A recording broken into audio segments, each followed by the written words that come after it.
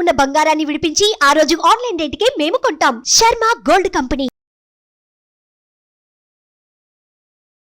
15 ఏళ్ళ సర్వీస్లో అతి క్రిటికల్ పొజిషన్. ఎక్కువ అన్మ్యారీడ్ పిల్లలు అబార్షన్స్కి వస్తూ ఉంటారు కదా, వాళ్ళు చాలా భయపడిపోతూ ఉంటారు. 8th మంత్లో వచ్చిన వాళ్ళు కూడా ఉన్నారు. పొట్ట ఏమన్నా పెరుగుతూ ఉంటే యాసిడిటీ ఉందని, గ్యాస్ ఉందని, తింటున్నాను కదా లావైపోయానని ఇలా అనుకునే వాళ్ళు కూడా ఉంటారు. అబ్బా నేను ప్రొటెక్షన్ వాడేస్తాను, నాకు అసలు ప్రెగ్నెన్సీయే రాదు అనుకునే వాళ్ళు కూడా ఉంటారు. ఒకటి అవేర్నెస్ లేకపోవటం. మామూలుగా ఇప్పుడు అబార్షన్స్ బాగా చేసుకుంటారు కదా, కానీ దానివల్ల హెల్త్ ఇష్యూస్ మాత్రం సివియర్గా వస్తాయి కదా. ప్రాణం పోయే వరకు కూడా వెళ్ళొచ్చు. అబార్షన్స్ని అస్సలు ఈజీగా తీసుకోకూడదు. అమ్మాయి అబ్బాయి వచ్చారు, కూర్చున్నారు, మాట్లాడారు. మేడం ఇది ఫస్ట్ టైం కాదు మేడం, ఇంతకుముందు ఒక 6 అయ్యాయి అన్నాడు. అబార్షన్సా? అసలు ఒక డాక్టర్ అంటేనే దేవుడితో సమానం. మమ్మల్ని మనుషుల్లా చూడండి చాలు. నార్మల్ డెలివరీ అయితే డబ్బులు రావు కాబట్టి గైనకాలజిస్టులు సిజేరియన్ చేసేస్తారు అనుకుంటారు. ఏంటి రీజను, ఎందుకు చేశారు, కారణం ఉండే చేసి ఉంటారు కదా అన్న బెనిఫిట్ ఆఫ్ డౌట్ అసలు డాక్టర్కి ఇస్తున్నారు ఈ రోజుల్లో. నీ గోల్ నార్మల్ డెలివరీ అయినా బేబీ ఎలా ఉన్నా పర్వాలేదా? సో ఇక్కడ నన్ను కదా విలన్లా చూశారు. ఇలాంటి పేషెంట్స్ని ట్రీట్ చేసినప్పుడు బాధ చేస్తుంది. నమస్తే, India's largest digital media network Suman టీవీకి స్వాగతం. Welcome to Suman TV Mahalakshmi.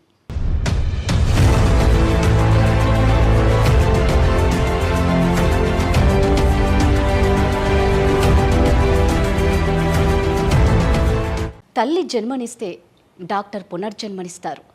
ఎంత పెద్ద జబ్బు వచ్చినా సరే అండి, డాక్టర్ నవ్వుతూ ట్రీట్మెంట్ ఇస్తే ఆ పేషెంట్కి కొండంత ధైర్యం వస్తుంది. అర్ధరాత్రి అనక అపరాత్రి అనక ఎంత గాఢ నిద్రలో ఉన్నా సరే అండి, ఒక్క కాల్తో డాక్టర్ రియాక్ట్ అయిపోయి ఎంత అలర్ట్గా సర్జరీ చేయాలంటే అది చిన్న విషయం కాదు. అందుకే డాక్టర్లను దేవుళ్లతో సమానం అంటారు. మమ్మల్ని దేవుళ్లతో పోల్చకపోయినా పర్లేదు, కానీ ఒక మనిషిగా గుర్తించండి అంటున్నారు మన మహాలక్ష్మి. తన దగ్గరకు వచ్చే ప్రతి పేషెంట్ని ఒక బిడ్డలాగా, ఒక ఫ్రెండ్ లాగా ట్రీట్ చేస్తారు. అందుకే తన ట్రీట్మెంట్ కోసం ఎంతోమంది వెయిట్ చేస్తూ ఉంటారు. తనే అండి ఇవాల్టి Suman TV Mahalakshmi, gynaecologist doctor Shilpa from Vizag.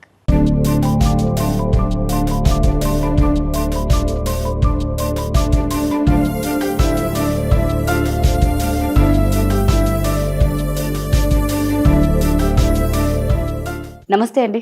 నమస్తే శిల్ప గారు, నేను ఆల్రెడీ ఈ మహాలక్ష్మి గురించి నేను చెప్పా. అంటే మీ లైఫ్ అంతా చాలా కూల్గా వెళ్తుంది, ఆడుతూ పాడుతూ. అంటే ఏ బాధలు వచ్చినా మీరు తట్టుకోగలుగుతారు కాబట్టి ఈరోజు ఇంత హ్యాపీగా నాకేమీ లేవు అని కూల్గా ఉండగలుగుతున్నారు. ఫస్ట్ శిల్ప గారి బాల్యం గురించి తెలుసుకోవాలని ఉంది. ఇంత హ్యాపీగా లైఫ్ని ఎంజాయ్ చేస్తున్నారు కాబట్టి. హ్యాపీనెస్ అన్నది ఒక మనిషి పర్స్పెక్టివ్. ఒకళ్ళు ఇంత ప్రాబ్లంకే చాలా పెద్ద ప్రాబ్లం ఉంది అనుకోవచ్చు, ఒకళ్ళు పెద్ద ప్రాబ్లంని కూడా నాకు ఏ ప్రాబ్లం లేదు అనుకోవచ్చు. సో ఎప్పుడు కూడా ఒక మనిషి 100% హ్యాపీగా ఉంటారని కాదు, ఎప్పుడు కూడా సాడ్గా ఉంటారని కాదు. మనం మన లైఫ్లో ఎదురైన సిచ్యుయేషన్స్ని ఎలా హ్యాండిల్ చేస్తాము అన్న దాని మీద డిపెండ్ అవుతుంది. మీరు చెప్పినట్టే I'm very fortunate to have a beautiful family. అమ్మ నాన్న, తమ్ముడు, ఇప్పుడు హస్బెండ్, ఇన్లాస్ అందరూ చాలా బాగా చూసుకునేవాళ్ళే. అలా అని లైఫ్లో ఎప్పుడు కష్టాలు లేవు అని కూడా కాదు. మా చిన్నప్పుడు పల్లెటూరులో పెరిగాను. 7 కజిన్స్ అందరం ఉండేవాళ్ళం కలిసి. పూర్ పీపుల్ అని చెప్పాం, కానీ కొంత జాగ్రత్తగా ఉండేవాళ్ళు కదా ఇదివరకు రోజుల్లో. సో అంత యాడిక్వేట్గా ఫ్రూట్స్ కానీ ఫుడ్ కానీ అంటే మరీ ఎక్కువగా అలా ఇప్పుడున్నట్లయితే ఉండేది కాదు. సో పల్లెటూరులోనే చదువుకున్నాను 6th క్లాస్ వరకు, 6th 7th క్లాస్ వరకు. తర్వాత తెలుగు మీడియంలోనే చదువుకున్నాను నేను 10th క్లాస్ వరకు. తర్వాత సడన్గా ఇంటర్మీడియట్ ఇంగ్లీష్ మీడియంలోకి షిఫ్ట్ అవటం, ఆ ట్రాన్సిషన్ కొంచెం ఇబ్బంది పడ్డాను. తర్వాత మళ్ళీ ఎంబీబీఎస్ అడ్మిషన్కి, తర్వాత మళ్ళీ ఎంబీబీఎస్ అంతా పీజీ అడ్మిషన్కి. ఎవరి లైఫ్ స్మూత్గా ఉంటుందని అనను, కానీ మంచి సపోర్ట్ సిస్టమ్ ఉంటే మనకి చిన్న చిన్న కష్టాలు ఎదురైనా కూడా మనం ఓవర్కమ్ చేయగలం. ఎగ్జాక్ట్లీ. అండ్ ఇంకొకటి ఏంటంటే, ఈ కొంతమందికి ఇన్హరెంట్గా నేచర్ ఉండొచ్చు, ఏ కష్టమైనా ఫేస్ చేసే యాటిట్యూడ్ ఉండొచ్చు. అందరూ ఒకలా ఉండరు కదా. సో ఇది మనం పిల్లలకి చిన్నప్పటి నుంచి కూడా వాళ్ళకి పెంచాలి. కష్టం తెలియకుండా పెంచాను నేను అని గొప్పగా ఫీల్ అవుతారు చాలామంది. That is not right. Reality తెలియాలి. పిల్లల పెంపకం నుంచి కూడా మనం అది వాళ్ళకి అలవాటు చేయాలి. అప్పుడు రేపు పొద్దున ఒక కష్టం వచ్చినా కూడా వాళ్ళు తట్టుకుని నిలబడగలుగుతారు. సో అన్నిటికీ నిజంగా తట్టుకునేలా పేరెంట్సే పెంచాలి. అండ్ ఇప్పుడు ఒక యూట్యూబ్ ఛానల్ సక్సెస్ అవ్వటము, కెరియర్ టేక్ ఆఫ్ అవ్వటము, ఒక హాస్పిటల్ పెట్టుకోవడము, ఈ సిచ్యుయేషన్లో ఉన్నాను. బట్ ఇది ఎప్పుడూ లేదు కదా, దీనికి ముందు స్ట్రగుల్స్ కూడా ఉన్నాయి. అండ్ చాలామంది ఏమనుకుంటారంటే ఈ సోషల్ మీడియా వచ్చిన తర్వాత జరుగుతున్నవి ఇవి. కనిపించిందే నిజం అనుకుంటారు. కరెక్ట్. ఇప్పుడు మనం నవ్వుతూ ఒక పిక్చర్ పెట్టాం అనుకోండి, అబ్బా వీళ్ళ లైఫ్లో మొత్తం హ్యాపీనెస్సే ఉంది అనుకుంటారు, ఏం కష్టాలే లేవనుకుంటారు. కానీ మనకు తెలియదు కదా, ఇప్పుడు మీకు నేను నవ్వుతూ కనిపిస్తున్నాను, నాకు ఎన్ని ప్రాబ్లమ్స్ ఉన్నాయి మీకు తెలియదు కదా. సో కనిపించినంత నిజం కాదు. ఎవరు కష్టం ఫోటో తీసి పెట్టుకోరు కదా సోషల్ మీడియాలో. పెట్టుకుంటావా? మనం ఏడుస్తూ ఉన్న ఫోటో తీసి పెట్టుకోం కదా. సో ప్రతి మనిషి హ్యాపీగా ఉంటారు, వాళ్ళ కష్టాలు లేవు, నాకే కష్టాలు ఉన్నాయి. ఆ విక్టిమ్ మైండ్ సెట్ అనేది మాత్రం నాకు నచ్చదు. దీనికి ఎగ్జాంపుల్ ఏంటంటే, ఒక లేడీని నేను ట్రీట్ చేశాను, మేబీ 1 year అయినట్టుంది. చాలా మందిని పేషెంట్స్ని చూస్తాం కదా, అన్ని గుర్తుండవు, బట్ కొన్ని ఇన్సిడెంట్స్ గుర్తుండిపోతాయి. ఆవిడ ఏంటంటే చాలా దీనమైన స్థితిలో ఉన్నాను, నేను చాలా హెల్ప్లెస్ అని చాలా వీక్గా వచ్చారు. ఏమైందమ్మా అంటే, ఇక్కడ ఇంత దెబ్బ ఉంది. ఏమైందమ్మా అంటే, మా బాబు కొట్టేశాడమ్మా నేను నన్ను అని చెప్పాడు. ఏం చదువుతున్నాడు అంటే, ఇంజనీరింగ్ చదువుతున్నాడు. ఇంజనీరింగ్ చదువుతున్న బాబు 40 ఏళ్ల తల్లిని కొట్టడం ఏంటి, ఎందుకు అలా అయింది అంటే, ఏం చేస్తావమ్మా నా పరిస్థితే అంత, నా హస్బెండ్ నన్ను వదిలేసి వెళ్ళిపోయారు, మరి హస్బెండ్ లేనప్పుడు పిల్లలు ఎలా ఉంటారు, ఇలాగే కదా ఉంటారు, ఎందుకు ఉండాలి, అదే కదా, ఎందుకు ఉండాలి, మిమ్మల్ని మీరు నేను పెథటిక్, నాకు చేత కాదు, నేను ఇంతే అని మీరు యాక్సెప్ట్ చేసి మీరు ఒక వీక్ ఉమెన్ అయినప్పుడు ఆటోమేటిక్గా మీ పిల్లలు కూడా మిమ్మల్ని అలాగే చూస్తారు. మనకి మనం రెస్పెక్ట్ ఇచ్చుకోకపోతే మనకి ఎక్కడ రెస్పెక్ట్ దొరకదు, ఫ్యామిలీలోనూ దొరకదు, బయట దొరకదు. సో ఆ విక్టిమ్ మైండ్ సెట్ అనేది ఉండొద్దు అంటాను నేను. కష్టాలు ఎవరికైనా ఉండొచ్చు, నాకు చాలా పెద్ద కష్టం వచ్చింది 3 ఏళ్ల క్రితం, అది ఓవర్కమ్ అయింది, రేపు పొద్దున వస్తుందేమో ఏమో. అలాంటి లైఫ్ ఆపేయలేం కదా, అయ్యో నాకే ఎందుకు ఇలా వచ్చింది అని ఉండిపోతే ముందుకెలా వెళ్తాం, ముందుకెళ్ళలేం కదా. అంటే గైనకాలజిస్ట్ డాక్టర్ కాబట్టి రకరకాల కేసెస్ చూసింటారు శిల్పా గారు. 15 ఏళ్ళ సర్వీస్లో అతి క్రిటికల్ పొజిషన్ మీరు ఏది చూసి చాలా బాధపడి ఎమోషనల్గా, అంటే మీరు ఇందాక అన్నారు అలాంటి ఎమోషన్స్ మీకున్నారు, బట్ పేషెంట్ మీ దగ్గరకు వచ్చినప్పుడు ఒక బిడ్డగా మీరు ట్రీట్ చేయాలి, మీరు తల్లులే బిడ్డగా ట్రీట్ చేసి ఇది క్రిటికల్ పొజిషన్ నుంచి మీరు వాళ్ళని బయటికి తీసుకొచ్చి, ఇది నాకు చాలా హ్యాపీ ఇచ్చింది ఈ కేస్ అన్నది ఏముంటుంది? మీకు అన్ని హ్యాపీ మూమెంట్సే ఉంటాయి అందులో. ఎగ్జాక్ట్లీ, అందులో ఏదైనా ఒక్కటి ఇంకా క్రిటికల్ అంటే ఇంకా మనం కొన్ని కేసెస్ హ్యాండ్ వదిలేస్తారు. బై డిఫాల్ట్ గైనకాలజీలో అవుట్కమ్ అనేది గుడ్డే ఉండాలి. ఒక న్యూరో సర్జరీ అంటే బ్రెయిన్ సర్జరీనో హార్ట్ సర్జరీనో ఒకవేళ ఫెయిల్ అయింది, లేకపోతే ఇంత రిస్క్ ఉంది ఫెయిల్ అవడానికి, లేకపోతే పేషెంట్ డెత్ అవడానికి, హై రిస్క్ కేసెస్ ఉంటాయి. బట్ గైనిక్లో outcome has to be good. ఎందుకు? ఏదో డెలివరీకి వస్తారు, లేకపోతే యూట్రస్ రిమూవల్ సర్జరీస్కో, ఓవేరియన్ సిస్ట్ రిమూవల్ సర్జరీస్కో, ఇలాంటి వాటికి వస్తుంటారు. సో అవుట్కమ్ అన్నది ఎప్పుడు కూడా బాగా, it has to be good. So ప్రతి కేసులోనూ చాలా సాటిస్ఫాక్షన్ ఉంటుంది. ఎందుకంటే మీరు అనుకోవచ్చు డెలివరీస్ కాకుండా ఇంకేమన్నా క్రిటికల్గా హ్యాండిల్ చేశారని, మీరు అలా అనుకుంటున్నారు కదా. కానీ ఒక లేడీకి చైల్డ్ బర్త్ అనేది ఎన్నిసార్లు వస్తుంది? 1 or 2 అంతే కదా. సో ప్రతి ప్రెగ్నెన్సీ ప్రెషియస్, ప్రతి లైఫ్ ప్రెషియస్. సో ఏ కేసు హ్యాండిల్ చేసినప్పుడు కూడా ఆ బేబీ డెలివరీ వాళ్ళకి ఇస్తున్నప్పుడు వాళ్ళకి ఎంత ఆనందం ఉంటుందో నాకు కూడా అంతే ఆనందం ఉంటుంది. బట్ స్పెసిఫిక్గా మీరు అడుగుతున్నారు కాబట్టి చెప్పాలి అంటే, ఎక్కువ అన్మ్యారీడ్ పిల్లలు అబార్షన్స్కి వస్తూ ఉంటారు కదా, వాళ్ళు చాలా భయపడిపోతూ ఉంటారు. అంటే ఇమాజిన్, ఒక అమ్మాయి ప్రెగ్నెంట్ అయిందంటే అది అమ్మాయిది ఒక్కదాని తప్పు కాదు కదా. కరెక్ట్. మరి ఎవరైనా అబ్బాయి గురించి మాట్లాడతారా? నువ్వేం చేస్తున్నావు, నీకు పీరియడ్ రాకపోతే టెస్ట్ చేసుకోవాలి కదా, ఆ మాత్రం తెలీదా అని అనేస్తారు ఈజీగా కదా. పేరెంట్స్కి చెప్పుకోలేదు, సపోర్ట్ చేసే ఫ్రెండ్స్ ఉండకపోవచ్చు, ఎలా డీల్ అది చేసిన మనిషి కనపడ్డు ఆ టైంలో, నువ్వే ప్రపంచం అంటాడు, ఆ మనిషి కనపడ్డు, ఎక్కడికి వెళ్తుంది అమ్మాయి? అలాంటి మనిషి వచ్చినప్పుడు నేను కూడా అదే అంటే ఏమైపోతుంది అమ్మాయి? సో ఇలాగ ఒక అమ్మాయి వస్తే నేను ఏమీ జడ్జ్ చేయలేదు, అమ్మాయిని ట్రీట్ చేశాను, పంపించేశాను. వెళ్ళిపోయేటప్పుడు కాళ్ళు పట్టేసుకుంది ఓపీలో. మరి అంతే కదా, అంత ఎమోషనల్ అయిపోయింది. Is it a big thing? No, it's just an abortion. But is it a big thing for the lady? Yes, it was కదా. సో అలాంటి సిచ్యుయేషన్స్ని హ్యాండిల్ చేసినప్పుడు బాగా అనిపిస్తుంది. అంటే ఇప్పుడు నేను అడుగుతున్నా, ఒక పెళ్లి కాని అమ్మాయి మీ దగ్గరికి అంటే ఏ మంత్లో మీ దగ్గరకు వస్తారు? చాలా రకాలు చూస్తాము. 7th month లో కూడా వస్తారు. 7th month 8th month వచ్చిన వాళ్ళు కూడా అంటే ఉన్నారు. వాళ్ళకు తెలియదు Unfortunately, అది ఎలా తెలియకుండా ఐడెంటిఫై చేయకుండా, అంటే అది అంత ఈజీ. ఇప్పుడు 1 మంత్ డేట్ రాలేదు Usually, అన్నప్పుడే అంటే పీసీఓడి ప్రాబ్లం అది ఉంటుంది కదా కొంతమందికి, వాళ్ళకి ఇర్రెగ్యులర్ సైకిల్స్ వస్తాయి. Yes, okay. వాళ్ళకి 3 months కో 4 months కో పీరియడ్ రావటం అన్నది వాళ్ళకి నార్మల్ ప్యాటర్న్. ఆహా, okay. అలా అనుకుని వాళ్ళు రారు కొంతమంది ఏమనుకుంటారు, బేసిక్గా అంత నోటీస్ చేసుకోరు బాడీలో ఏ చేంజెస్. పొట్ట ఏమైనా పెరుగుతూ ఉంటే యాసిడిటీ ఉందని, గ్యాస్ ఉందని, Hmm, లేకపోతే తింటున్నాను కదా లావైపోయానని ఇలా అనుకునే వాళ్ళు కూడా ఉంటారు. okay. మూడో కేటగిరీ, కాండం ఏదో వాడేసి అబ్బా నేను ప్రొటెక్షన్ వాడేస్తాను నాకు అసలు ప్రెగ్నెన్సీయే రాదు అనుకునే వాళ్ళు కూడా ఉంటారు. అంటే కాండం వాడినా కూడా ప్రెగ్నెంట్ అయ్యే ఛాన్స్ ఉందా? చాలా 14 to 15% ఫెయిల్యూర్ రేట్ ఉంటుంది కాండంకి. ఇదంతా కొంత అవేర్నెస్ లేకపోవటం వల్ల. Exactly. అండ్ చదువుకునే వాళ్ళు కూడా వస్తారు. ఈవెన్ నర్సెస్ కూడా కొంతమంది 5th month 6th month detect అయ్యి వస్తారు. నర్సెస్ కూడా. నర్సెస్ కూడా ఇట్స్ జస్ట్ బ్యాడ్ లక్. అదే, అంటే అంతే. ఒకటి అవేర్నెస్ లేకపోవటం, Hmm.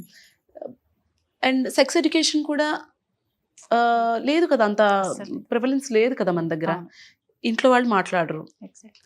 వీళ్ళేమో డాక్టర్ దగ్గరికి వెళ్ళి ఏదైనా తెలుసుకుందామని అనుకోరు. ఆ అబ్బాయికి నాలెడ్జ్ ఉండదు, అమ్మాయికి నాలెడ్జ్ ఉండదు. కాకపోతే అన్ఫార్చునేట్లీ సఫర్ అయ్యేది అమ్మాయే అవును. కదా.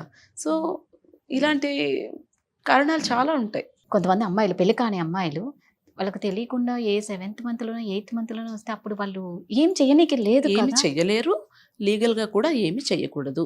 She has to continue the pregnancy till అంతే. టర్మ్ వరకు కంటిన్యూ చేసి డెలివర్ చేయాలి బేబీని. అది ఎలా మరి? మీరు తల్లికి ఎలా అంటున్నారు, మరి బిడ్డకి బిడ్డ ఏం అదే తప్పు అంటున్నా. చేసింది? డెలివరీ అయిన తర్వాత No, ఏంటి no, అమ్మాయి బిడ్డ ఏం తప్పు పరిస్థితి? చేసింది? 7th Correct. month లో 8th month లో మీరు ఎలాగ టెర్మినేట్ చేసేసుకుందాం అనుకుంటారు? అప్పటి వరకు అసలు అన్వాంటెడ్ ప్రెగ్నెన్సీ రాకుండా చూసుకోవడం మీ Exactly. రెస్పాన్సిబిలిటీ. అక్కడ తప్పు చేశారు. ఎర్లీగా డిటెక్ట్ చేసుకోకపోవడం ఇంకొక తప్పు. Correct. మీరు డిటెక్ట్ చేసిన తర్వాత మీ స్వార్థం కోసం 7th month లో 8th month లో డెలివరీ చేసేసి పడేస్తాను అంటే అమ్మో, అది. That is not right. అందుకనే అంటాను అవేర్నెస్ ఉండాలి అని. నా యూట్యూబ్ ఛానల్ స్టార్ట్ చేయడం వెనక రీజన్ కూడా అదే. సో శిల్పా గారు, మామూలుగా మన ఆడవాళ్ళకి ఏంటంటే ఏదన్నా పండగ వస్తుంది, ఎక్కడికైనా ఊరికి వెళ్ళాలి, లేకపోతే మాకు తొందరగా నాకు అర్థమైపోయింది మీరు ఏమడుతున్నారు. ఆ పిల్స్ ఒకటి యూజ్ చేస్తాం. హెల్త్ వైజ్ ఎంత తొందరగా పీరియడ్ వద్దు అని. వద్దు అనేసి ఆ డేట్ ని డిలే చేయాలి. మనకి ఇష్టం వచ్చినప్పుడు డేట్ రావాలి, దాని ఇష్టం వచ్చినప్పుడు మనం ఉండొద్దు. So Yeah. అలాంటప్పుడు ఎలాంటి ప్రాబ్లమ్స్ ఫేస్ చేస్తారు అమ్మాయిలు? పీరియడ్ అనేది కూడా నార్మలే కదా. Why should you use Pills. Pills to postpone the period కదా. Hmm. గుడికి వెళ్ళకూడదు అంటారు. నాకైతే అది నమ్మకం లేదు. నేను ఈ రోజు వరకు నేను కానీ మా ఇంట్లో వాళ్ళు కానీ ఒక్క రోజు కూడా పీరియడ్ పోస్ట్పోన్మెంట్ పిల్ వేసుకోలేదు. నేను పేషెంట్స్ కూడా అదే చెప్తాను, వద్దు అని చెప్తాను. అయినా కూడా వినకుండా కొంతమంది అయితే వాళ్ళ హ్యాండ్ బ్యాగ్లో పెట్టుకొని తిరుగుతూ ఉంటారు. ఏ అవసరం వచ్చినా మింగేస్తూ ఉంటారు. ఇది యాక్చువల్లీ దీని గురించి చెప్పండి. నేను ఒక స్కూల్ హెల్త్ ప్రోగ్రామ్స్ చేస్తూ ఉంటాను. ఆ స్కూల్ హెల్త్ ప్రోగ్రామ్కి వెళ్ళినప్పుడు ఒక 8th class అమ్మాయి అడిగింది నన్ను, మేడం పీరియడ్ పోస్ట్పోన్మెంట్కి పిల్స్ వేసుకుంటారు కదా, అది వేసుకోవచ్చా అని. అసలు 8th class అమ్మాయికి అది ఎలా తెలిసిందన్నది నాకు అర్థం కాలేదు. అంటే ఇంట్లో అంత ఎక్కువగా ఇంట్లో వాళ్ళంతా దాన్ని Yes. అబ్యూస్ చేస్తున్నారు. సో ఈ పీరియడ్ పోస్ట్పోన్మెంట్ అన్న రీజన్ కోసం ఆ పిల్ని డిజైన్ చేయలేదు. We all practice evidence based medicine. అంటే ఒక టాబ్లెట్ ఇవ్వాలి అంటే అది ఎందుకు ఇవ్వాలి, Yes. దానికి ఈ కండిషన్స్కి ఈ టాబ్లెట్ ప్రిస్క్రైబ్ చేయాలని ఉంటుంది. ఎక్కడ కూడా మెడికల్ సైన్స్లో పీరియడ్ పోస్ట్పోన్ చేసుకోవడానికి ఈ టాబ్లెట్స్ వాడుకోండి అని ఉండదు. ఇండియాలో మన కల్చర్ వైజ్ కొంతమంది అడుగుతూ ఉంటారు, బట్ దీన్ని అదే పనిగా అబ్యూస్ చేయకూడదు. ఒక్కొక్కసారి ఒక లేడీని చూశాను నేను, తనకి రావడమే చాలా సివియర్ పెయిన్తో వచ్చారు. చూస్తే ఐ థింక్ ఒక 1 liter 1.5 liters బ్లడ్ ట్యూబ్లో ప్రెగ్నెన్సీ వచ్చేసి అది పగిలిపోయి అక్యుములేట్ అయిపోయింది. Then I had to do an emergency surgery to save her. ఒక 3 ప్యాకెట్ల బ్లడ్ పెట్టాల్సి వచ్చింది. ఇదంతా ఎందుకైంది? ఇలాంటి పీరియడ్ పోస్ట్పోన్మెంట్ పిల్స్ వల్ల కూడా అందరికీ ప్రెగ్నెన్సీస్ ఫెలోపియన్ ట్యూబ్లోనే ఫామ్ అవుతాయి. ఆ ట్యూబ్ మూవ్మెంట్ ఏమైనా కొంచెం స్లో అయిపోయింది అనుకోండి, బేబీ వెళ్ళి అక్కడ అతుక్కొని ఉండిపోతుంది. ఇలాంటి పిల్స్ వల్ల అలాంటి ప్రాబ్లమ్స్ కూడా రావచ్చు. Why do you abuse it? ఇంకొక కండిషన్ చెప్తాను.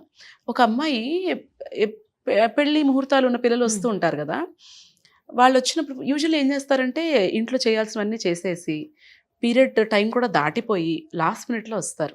వచ్చి పీరియడ్ పోస్ట్పోన్మెంట్ పిల్ కావాలి అంటారు. అప్పుడు నేను ఒకటే చెప్తా, ఇది పని చేయొచ్చు, పని చేయకపోవచ్చు.